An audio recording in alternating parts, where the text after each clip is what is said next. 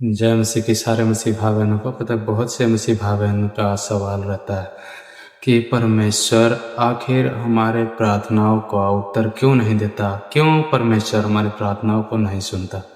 पता है, परमेश्वर ऐसी कोई प्रार्थना या ऐसी कोई दुआ नहीं है जो वो ना सुन सके, क्योंकि परमेश्वर ने अपने वचनों के द्वारा पहले ही कहा कि तुम जहाँ कहीं भी घुटना टेकोगे ना, मैं उस जगह पे मौजूद होता हूँ। हालेलुया। बस आपको समझना ये है, पहले तो हम इस वचन को पढ़ेंगे, उसके बाद हम इस वचनों को समझने की कोशिश करेंगे। ये वचन है यशायाह 59 से यदि हम पढ़ते हैं तो परमेश्वर का वचन कुछ इस तरह कहता है, सुनो, यहोवा का हाथ ऐसा छोटा नहीं हो गया है कि उद्धार न कर सके, ना वो ऐसा बहरा हो गया है कि सुन न सके। आमीन। परंतु तुम्हारे अधर्म के कामों ने तुमको तुम्हारे परमेश्वर से अलग कर दिया है, और तुम्हारे पापों के कारण उसका मुंह तुमसे छिप गया है। आमीन। क्या लिखा है कि हमारे ही पापों के कारण, आमीन, किसी ने नहीं, बल्कि हम जिस तरह से हम लोगों से बात करते हैं, व्यवहार करते हैं, हालेलुया, जाने अनजाने में पाप करते हैं, उसके कारण ही परमेश्वर हमसे अलग हो जाता है। और वो ऐसा नहीं है कि वो सुनता नहीं, बस सुनता तो है, पर वो सुनकर कुछ नहीं कर पाता। पता है, क्योंकि जिस हृदय में परमेश्वर रहना चाहता है ना, उस हृदय में रहने के लिए परमेश्वर को जगह ही नहीं मिल रहा। जबकि अपने हृदय में झूठ, कपट, लालच भरा रहता है, तो उसमें, उस हृदय में परमेश्वर किस तरह से रह सकता है? आप ही बताओ। जहाँ आप रहना चाहोगे उस जगह को आप कैसा कैसा देखना चाहते हो?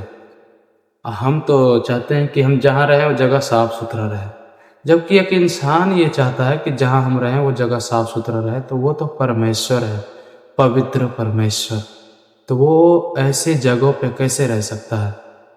आमीन। जब तक हमारा हृदय मन साफ ना हो ना, तब तक वो हमारे हृदय में नहीं रह सकता।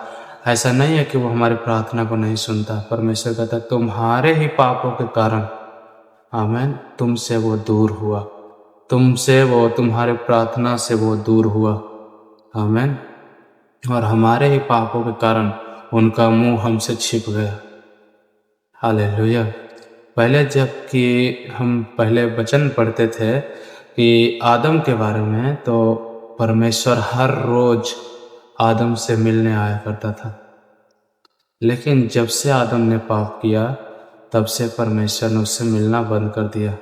और वैसे ही कुछ हालत हमारे साथ भी है कि हम पाप करते हैं और अपने आप परमेश्वर से दूर होते हैं।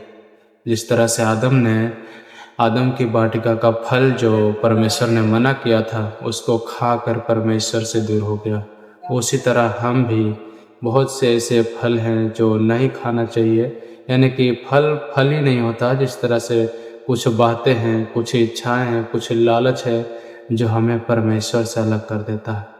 हालेलुया। इसी तरह हम परमेश्वर में यदि बना रहना चाहते हैं, तो हम परमेश्वर के इच्छा अनुसार चलें, जैसा उसका वचन कहता है वैसा ही हम चलें, तभी परमेश्वर हमारे साथ रहता है।